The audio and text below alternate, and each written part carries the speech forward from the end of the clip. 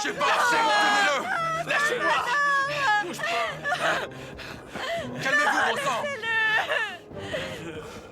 Ah, ne bouge plus! Reste tranquille.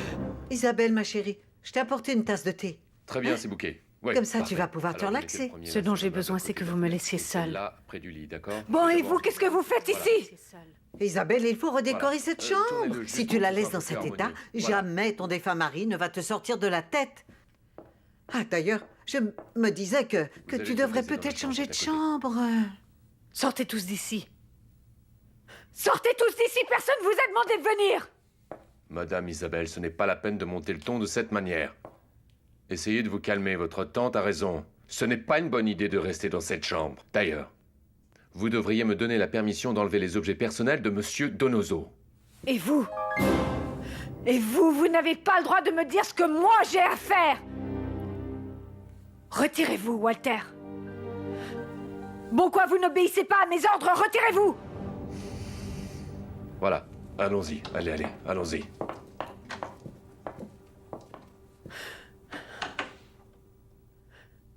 Je ne pense pas bouger un seul objet de cette pièce.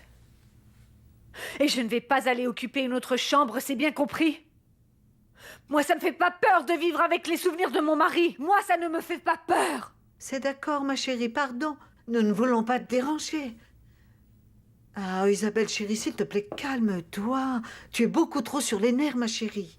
Le départ de ton défunt mari est encore frais dans ta tête.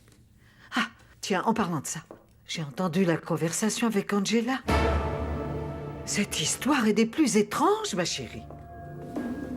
Tu as tout entendu? À vrai dire, oui, mais sans faire exprès. Comme ça, tu es venu chez moi pour m'espionner. Et découvrir tous mes secrets, c'est ça? Ma chérie, bien sûr que non, je ne suis pas venue pour ça. Calme-toi, ne te mets pas dans ces états. Je suis simplement venue pour te soutenir et prendre soin de toi, Isabelle. La seule ici qui devrait m'accompagner, la seule qui devrait me soutenir, c'est ma mère, Rebecca. C'est elle qui devrait être ici. Mais elle ne m'appelle pas, elle ne me cherche pas, non. Je ne comprends pas, Tata. Elle a quand même dû entendre parler de la mort de mon mari, tu ne crois pas? Isabelle, puisque c'est toi qui l'as chassée, ton obligation, c'est de la retrouver et de lui demander pardon. Et comment veux-tu que je la retrouve, puisqu'elle ne m'a même pas dit où elle allait, enfin? Elle m'a donné un numéro au cas où il y aurait une urgence.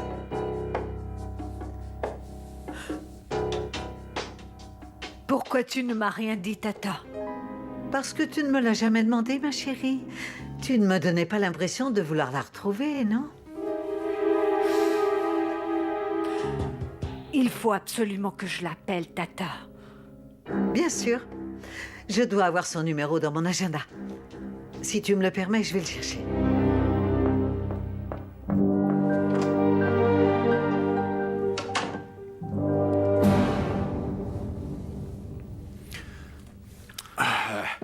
Très bien. Très bien. Quelqu'un peut me dire de quoi on accuse ce type qu'on nous a demandé d'arrêter? Parce qu'il a essayé de s'échapper, commissaire Campo. Nous étions sur le point de le mettre en terre quand il a détruit son cercueil et qu'il est parti en courant. Et que suggériez-vous que nous fassions, Père Jacobo? Que nous le remettions de force dans le cercueil et que nous l'enterrions vivant? Mais ce matin, il était mort. Mais comment il est mort? Il est vivant, voilà ce qu'il est. Regardez comme il respire, comme il nous regarde comme de drôles d'oiseaux. Moi, je dirais plutôt que c'est le chanceux du siècle. Il s'est rendu compte que vous alliez l'enterrer vivant. Ah, du calme, hein? Du calme, non, vous n'allez pas nous échapper encore. On a déjà eu assez de mal comme ça.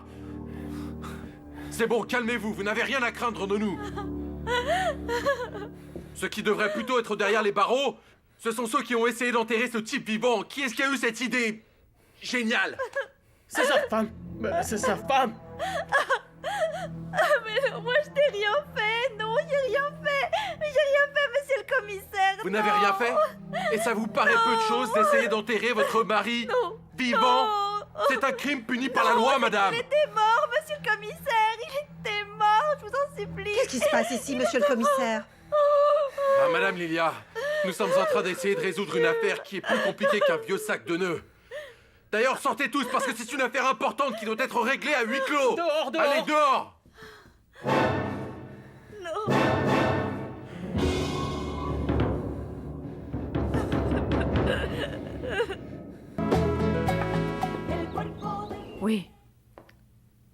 Oui, Nina Marcelo de Arroyo, c'est ma mère. Il faut vite que je lui parle. Mais comment ça, puisque c'est elle qui m'a donné ce numéro de téléphone pour que je puisse communiquer avec elle? Comment, quand ça?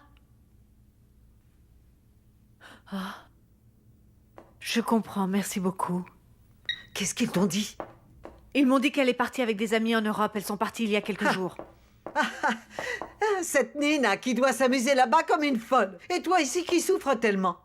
Non, non, non, vraiment, définitivement. Cette Nina est la femme la plus sans gêne que j'ai connue de toute ma vie. Oui, mais elle ne serait pas partie si je l'avais appelée à temps. Tu aurais dû me donner ce téléphone dès le début, Rebecca. Et pourquoi, ma chérie? Puisque tu n'avais aucune intention de l'appeler. Vous avez besoin de quelque chose, madame? Non, merci.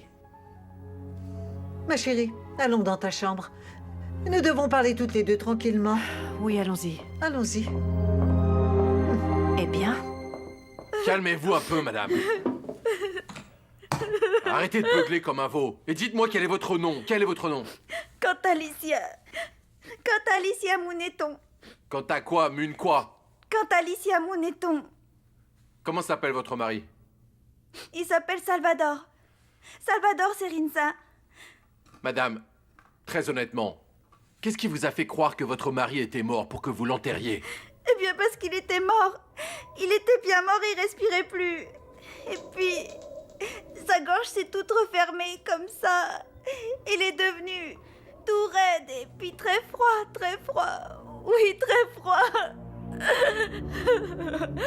Et puis ensuite, mes voisins sont venus et m'ont dit qu'il fallait l'enterrer très vite.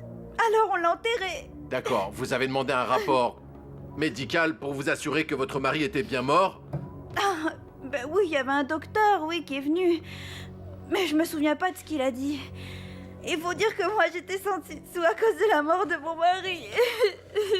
Je peux dire quelque chose, monsieur le commissaire? Évidemment, mademoiselle. Ce que disent cette pauvre femme et ses voisins, eh bien, c'est peut-être vrai. Ce pauvre type a peut-être fait un arrêt cardiaque qui l'a plongé dans un coma, ou quelque chose comme ça. Pourquoi on n'en parle pas au docteur Valencia pour qu'il nous enlève ce doute?